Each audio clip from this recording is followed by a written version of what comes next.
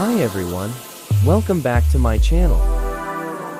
And watch the bowling in action, in IBF World Championship here in Dubai.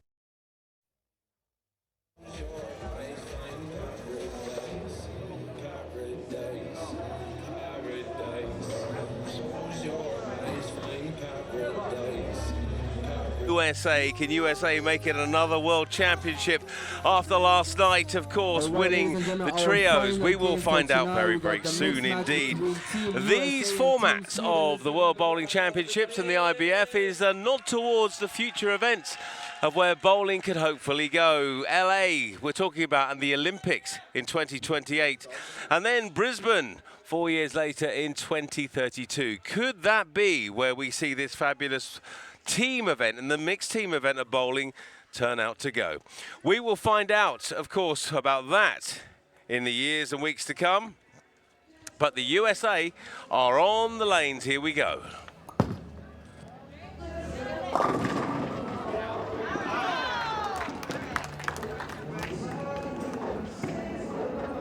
And as he was telling us, he's got his gold medal in his pocket, and I don't think he'll be going far from him for a while.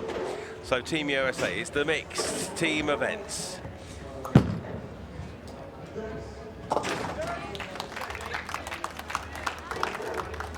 We have a whole... Tom, welcome back. Great to be back. Have the USA team insisted that you come here because you're the lucky mascot for Team US? It's definitely true that, well, it's definitely true that both matches I've called have been the 2 gold medals for the USA, so that's not a great sign for Sweden. You do realise that if this actually happens again, Tom Clark, you're going to be requested to go to every final the US team ever play in and get on co-coms, because that's going to be a way it's going to work. Well, in this case, there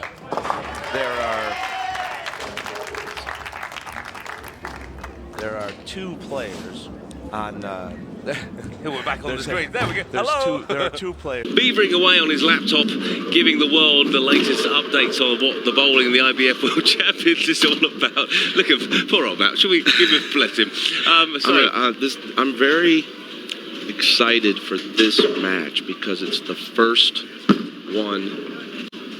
mixed team event at the World Championship ever, and it really is a test model while being a World Championship gold medal. So it's very important to these players. It's very important to the game because there's an idea, at least, that co-ed sports could be very attractive to the Olympics, to the IOC. And so being able to show that men and women can compete at the same time in a team atmosphere like this could be a key to unlock the Olympic future for bowling. So it's really a bold move by the IBF to add this event for the first time ever. And I think it's going to be really exciting. I think so as well.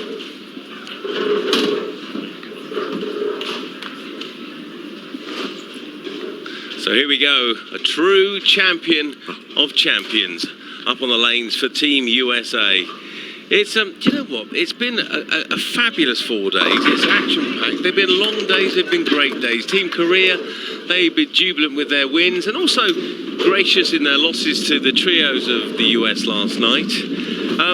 We're shaping up for the final, of course, of the finals, the mixed team event.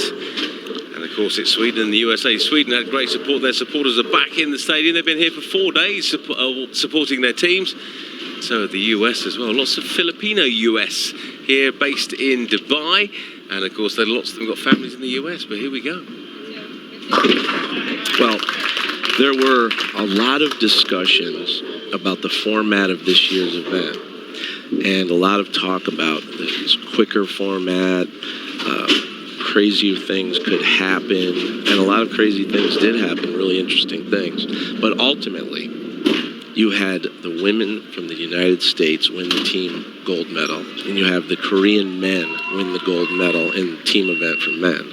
And no one before this event would have been surprised if Korea won the men's and the USA won the women's. So 2 extremely strong teams made it through that format no matter what it was and got to the end and won that gold. And right now, I think these are the 2 best teams that were entered into the mixed team bowling. Because you're talking about Sweden, who have won a bunch of medals, but had a lot of little disappointments, and USA, which is always pretty much the favorite in international competition, that both made it all the way to this final spot. So we've got the stars are out, the top teams are out. Whatever format you run in bowling, normally the cream is going to rise to the top, and they have again. Well, it was funny, actually, in the semi-finals, we saw the two Sweden teams face off against each other for the place in this final. And, of course, that team that lost, the Swedish team that lost, featured the new world champion, the singles men's world champion. So, you know, it's ironic that the number one player, well, not the one in the world, but in this championship, didn't make the finals. But that's the beauty of the sport, isn't it, really? It is. But before this event, the player on Sweden that everyone would have pointed to as their star player by far is Jesper Svensson. He didn't come through. He didn't end up winning the singles, but he put on a show during qualifying, averaging 269 the first day of this event to raise everybody's eyebrows. And now here he is in the final match of this World Championship, Jesper Svensson. He has the most powerful strike ball on the planet.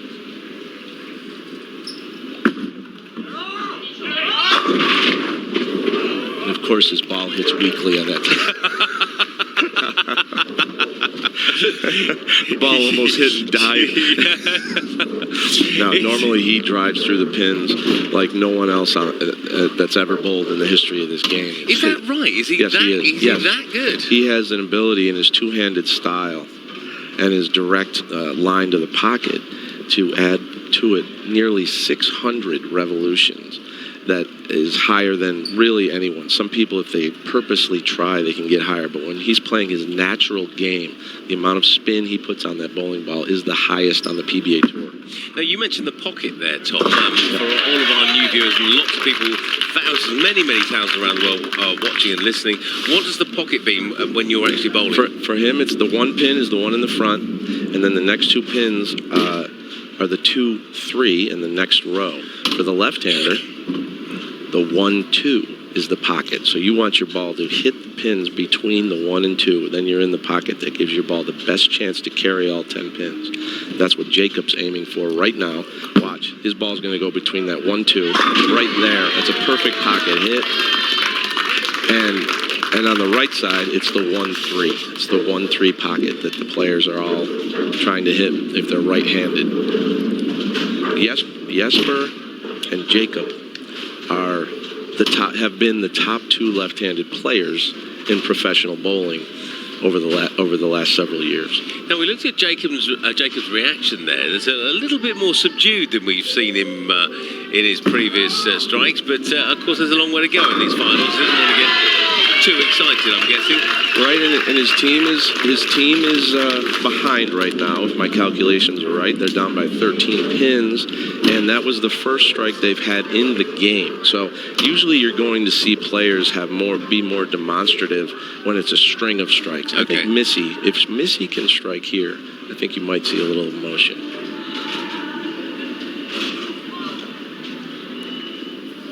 Because USA needs a double. Got it. You got it. You've got almost like these pins are falling on your order, Tom. I command you to fall. It's easy to play the percentages when you consider the talent level of these players. Yeah, see, she wanted that one. That's a double. Yep. And now they have a chance to kind of even up this match. If Sandra does not strike here. If Sandra strikes here, Sweden maintains control. Now, Sandra's made let's have a quick look at this ball that comes down. But Sandra's a tough professional bowler, too. I was going to say, she stumbled the other night, didn't she? She fell over, hurt her ankle, twisted her ankle a little bit, and got up with a bit of a limp.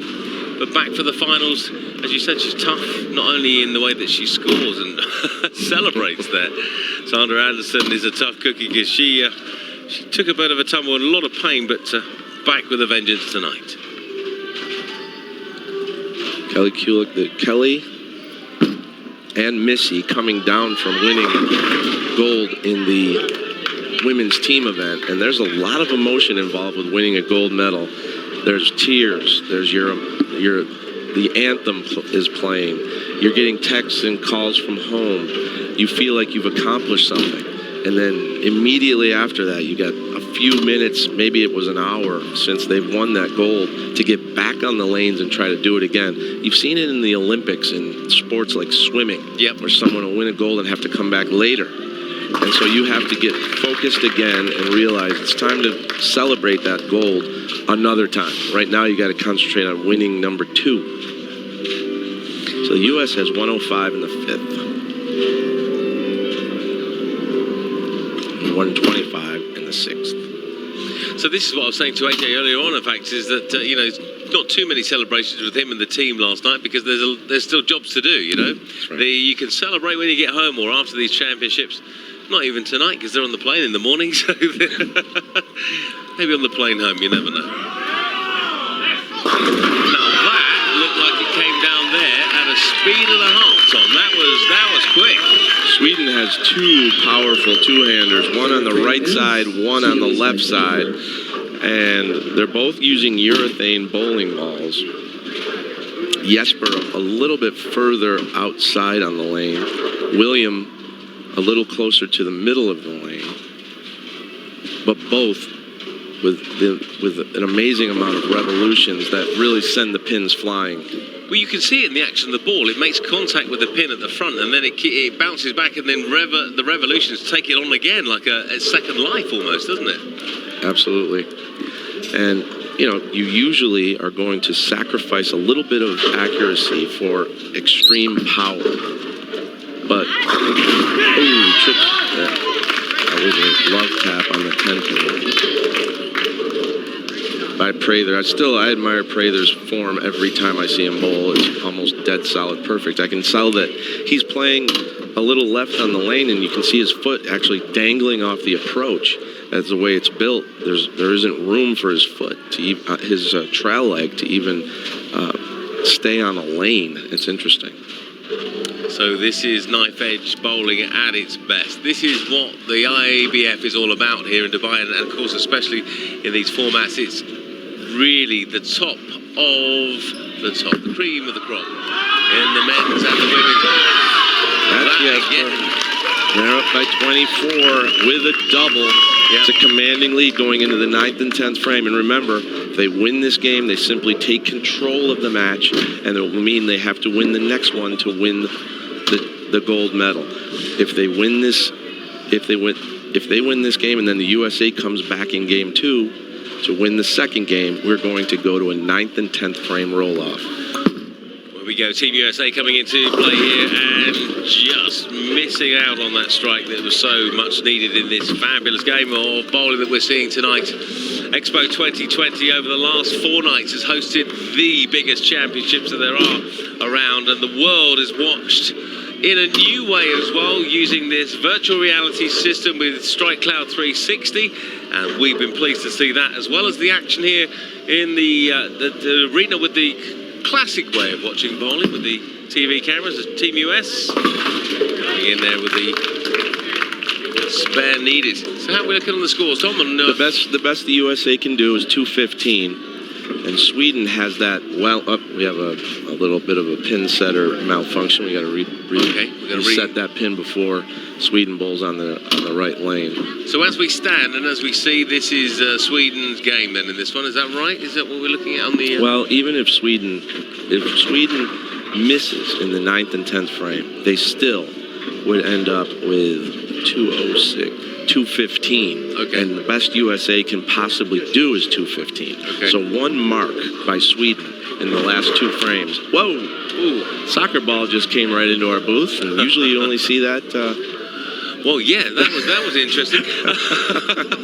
Just in case you're wondering what happened, of course, we are in the Sports, Fitness and Wellbeing Hub here in Dubai, Expo 2020, and it's really, really, really lively action here, even though the time is, what is the time, Tom? 11:15 at night. There's live football matches going on all around the arena, and one of them nearly got us, Tom. Sweden strikes here. This first game is theirs. Oh, no, she is not going to, and she 99.9% likely will not convert the 7-10 split. So it's never over till it's over in bowling, and it is not over because of that swishing 7-10, the most feared split in bowling. It was made once on the PBA Tour this year. She gets. We've said that so many times after the last 4 nights here in Dubai. Let's have a look here. 205 for Sweden in the 9th. USA must strike out to force Sweden to mark. So Jacob has to strike out in the 10th. That's one. There he goes.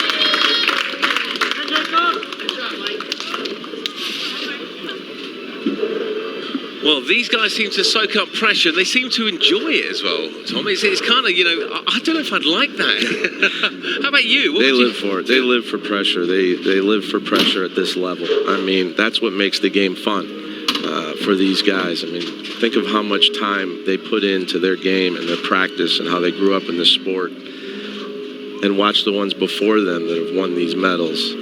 And so they've always wanted to be on this stage, so they embrace it. Well, embracing it is what they're doing right now. Let's see what the Team US can do. Got it. One more strike gives the USA 215.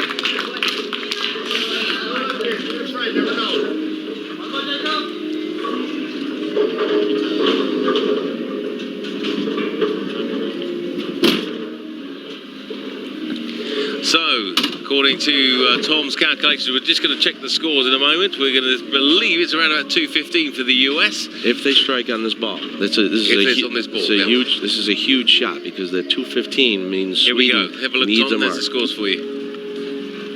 That's correct.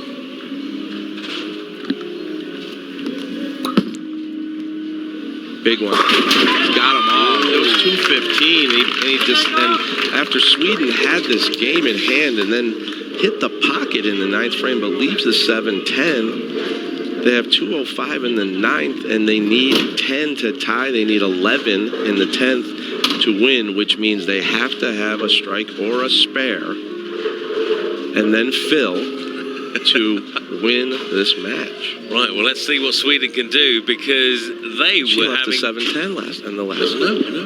Here we go. No. It's 8. It's 8. She's got to make it. So, Must make the spare. make the spare. That then means, because the US are on 215... And just one pin after that. One pin after that, Yep. So... Now, this was an unusual, I think, selection to have her be the anchor for this team. I think really gutsy. See if she picks it up. She got it. She does. So the one pin that she needs, the team of Sweden looking like they've just realised, and of course they have, that game ended up being a lot closer than it looked. Well, listen, the US came back with those strikes at the end. It was a lot tighter than it was ever going to be originally. Yeah, when you're over 30 pins down in the 7th and you end up making it a close match, that's a big comeback. She's got enough. Yep, she has. Strikes more than enough. 225. Sweden takes game 1. So this is the race to 2, as we've been mentioning here in Dubai. All the finals are like that. So Sweden have taken the lead. They have edged ahead in this match, and we are looking at the possibility, if they of course win the next one, the new world champions being what you're looking at and who you're looking at right now. But the US have proved over the last couple of nights that they are never down, and of course we saw it with the trios last night. We've seen it with the para bowlers for the men's singles and the doubles as well today in the Dubai International Bowling Center.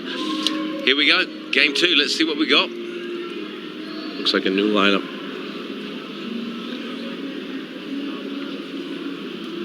Both teams stay on the same lane that they started on. Look at the rack. He looks good. You can see there's the modern player. It's interesting to me, anyway. Look at his eyes when he's at the foul line. He's looking straight down near the foul line when he targets his shot. And the traditional bowler would look down at the arrows and look further down the lane for his target. A lot of the modern players look straight down at the foul line at their release. Concentration needed of the highest level here. Telling shot there. Strike for strike, strike for strike. I've never seen a bad match here sitting next to you.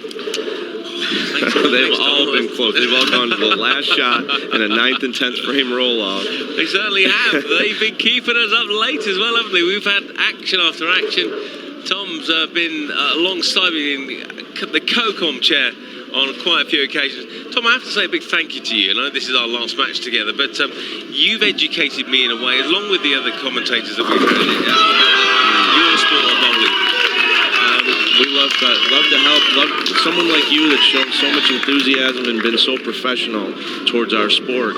Everybody wants to help you. Everybody wants to help you get, and you'll be a bigger expert than all of us soon because you understand sports at the highest level in many ways. All sports kind of translate to being the same thing. Exactly. You know? And of course, we are looking at athletes. These aren't just bowlers and stuff. These are professional athletes. And Team US coming back. You know what we've had, Tom, with the comments on social media, all of the views that I've had all around the world, and many thousands people have loved what they've seen here in Dubai. They've enjoyed it. They've enjoyed the new concept of the way we watched it with virtual reality, the immersive content. It's been a huge success in every level, I think. Yeah, make sure to go to the Strike Cloud Twitter account as well, and you'll see just incredible highlight reels from every big match. Wow, 3 for 3 for Sweden.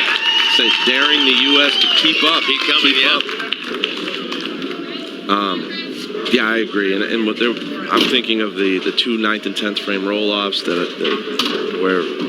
where the USA won as being extremely exciting matches. But you know what one I think I'll always remember from this World Championship was Lithuania winning doubles on the men's side. Oh, yeah. Look at Chris. That pin will not go down. It won't go down, will it, that 10? And when Lithuania captured its first gold medal in the history of that country, and it's a small country with only about 10 bowling centers in the whole country, and they beat incredible competition like Jesper and Sweden in the final. That shows what any country can do if you have the right leadership and the right and the want to. And the young man who really was the star of that team is 16 years old. That's and that shows that there's an incredible future in this game, and there's kids that can bowl at this kind of level and win a gold medal for their country, and he's going to inspire a lot of other kids to take up this game in Lithuania and all around Europe, and these championships will continue to grow. Yeah, 16 years of age, Lithuania world champions, beating the hot favourites before the match, and of course Jesper carries in the 4th, and Sweden is 4 for 4. They take the lead with that strike. Now, I chatted to Jesper behind the scenes the other day, and he was a bit down after his recent losses, and he, but he said, he focuses, he concentrates, and he's got more matches to come, and that's what he's kind of putting them to one side, and this is his chance tonight, obviously. What can the US do to come back?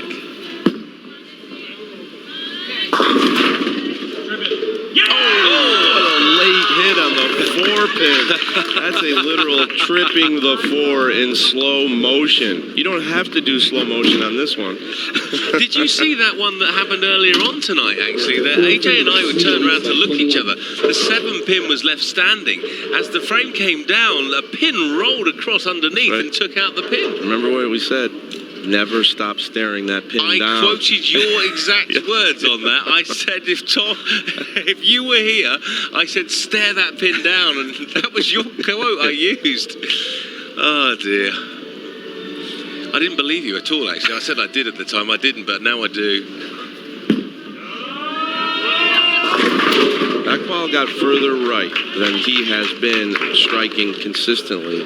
That ball got a little bit further right on the lane. It still recovered and made it to the pocket, but not with enough force to carry all 10 pins. So Sweden's streak is over. They still hold a 20-pin lead in the third frame. USA must win this game to force a roll-off. So action-packed action as the final on finals day comes to a conclusion. But of course, the US is still not out of this by any chance. Tell you one thing, they are really going to want this double. There's a strike in the fourth off that late roll on the 4-pin by Missy, and now in the fifth frame, maybe the greatest of all time, Kelly Kulick is up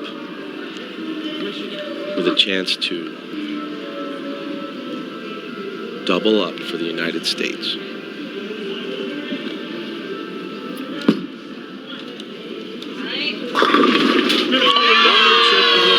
That 4-pin. That's happening again and again on that lane. That's the third time that's happened over there tonight. Their shots are slightly high on the head pin, which is wrapping around the 4, but those trips are, obviously she'll take it. Yep. Very similar to what happened with Missy. I think you're going to see US adjust on that lane, though. If everything's coming up high, they need to make an adjustment.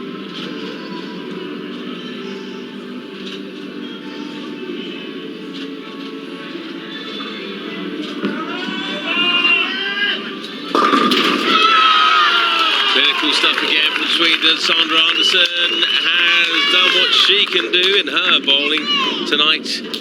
Great action there, as you can see on that slow-mo. Great action again.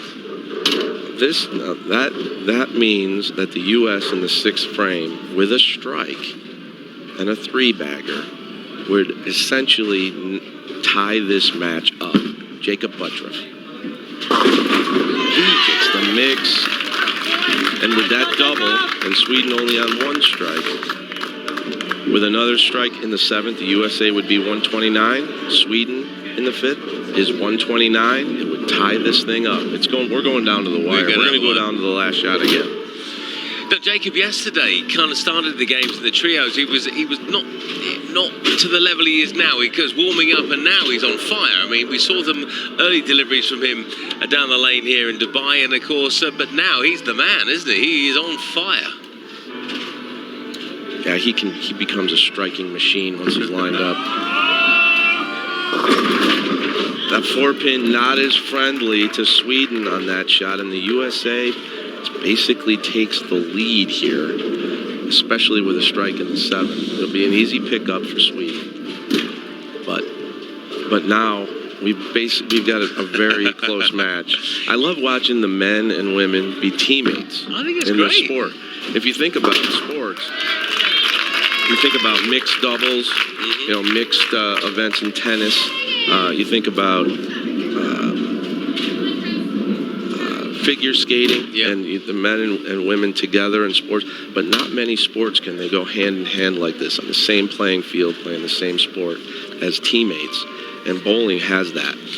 I was going to say that exactly the same thing, because I cover sports all around the world, and when you see pause when we see this shot from Team US. Oh, and that shot, he did make an adjustment. He hit the pocket flush, and he leaves the 10-pin. Yes, so normally when you say, for instance, Wimbledon or the US Open, you've got the men's singles, the ladies' singles, but when you get to the mixed doubles, the crowd isn't as big. It's not as raucous as it was. But here, the crowd is certainly as big and certainly as into the games. And it shows how the game for the women and the men is on a par. I agree. After 7 frames, Sweden leads by 1 pin. A friend of mine, my name dropping here. Go on. But Billie Jean King. The great Billie Jean King. You're friends with Billie Jean King? She has told me, yes, I've known her since I covered tennis 20 years ago and sat with her so many times. She would come visit me. And she would tell me over and over again, co-ed sports is the future. You want them playing together in the same. That's why she has World Team Tennis.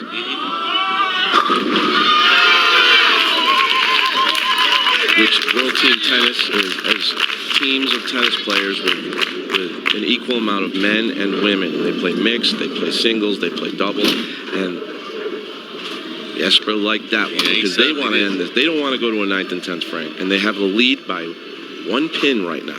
So if Sweden strikes out, they cannot lose. because they lead by 1 pin. Let's see what the US could do to fight back in this final stages of the mixed teams finals in Dubai.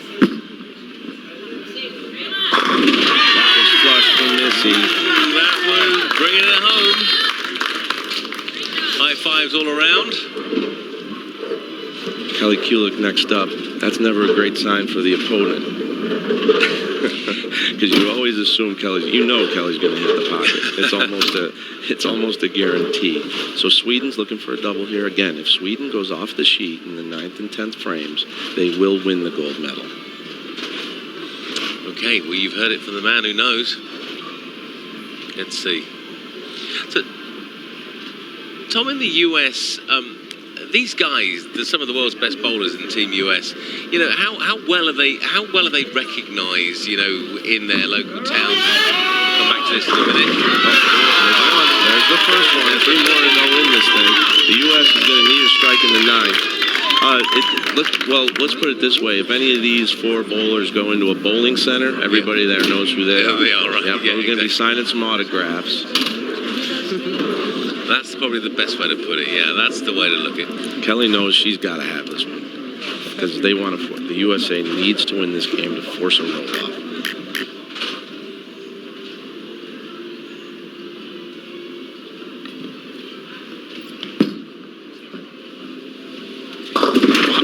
She did the opposite of what I said. She did not hit the pocket, missed the head pin right, gets 7, and it is a dire situation for the United States. And I think nobody would have thought she'd missed the head pin. Well, this is what you said. This is the thing. This is the goal, isn't it? You think, you know, the person you expect never to miss a shot like that.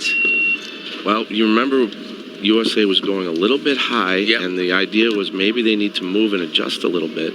It may have been an over-adjustment, or maybe the lane is just extremely difficult right now, and being just off by a slight hair is not allowing the ball to recover and hit the pocket. We've seen this as time has gone on. These lanes just suddenly change in the performance, and of course that's the beauty and the skill of this sport when it's played outside.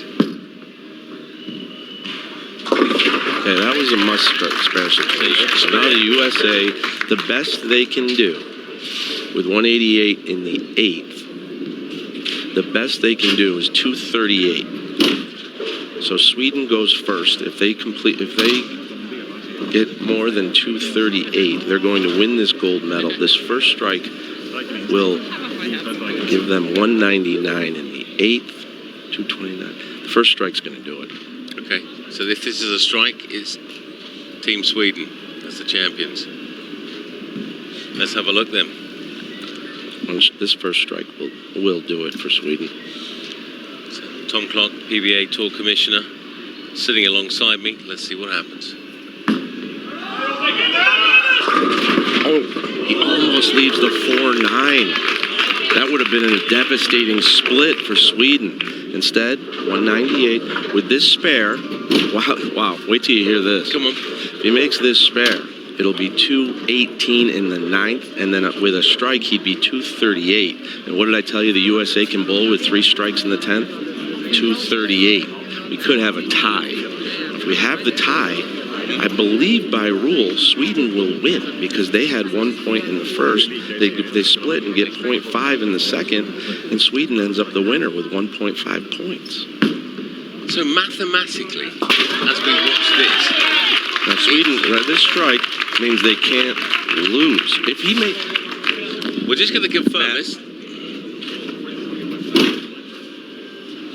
Tom is just chatting to the comms manager, communication manager for Team USA, and verifying some facts. What do we reckon, Tom?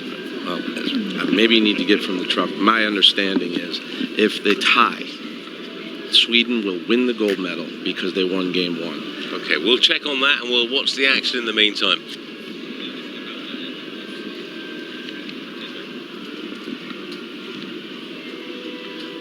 I'm just hearing from the authorities that is correct, Tom, so you're right. That is the laws as it stands. Well, he didn't strike.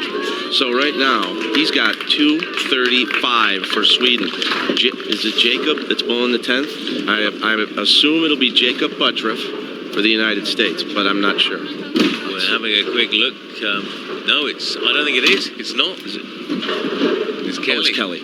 All right, we have the great Kelly Kulick. If she strikes out, the United States will win and force a roll-off. Got to have this one first, though. She needs the first 2 strikes in the 10th.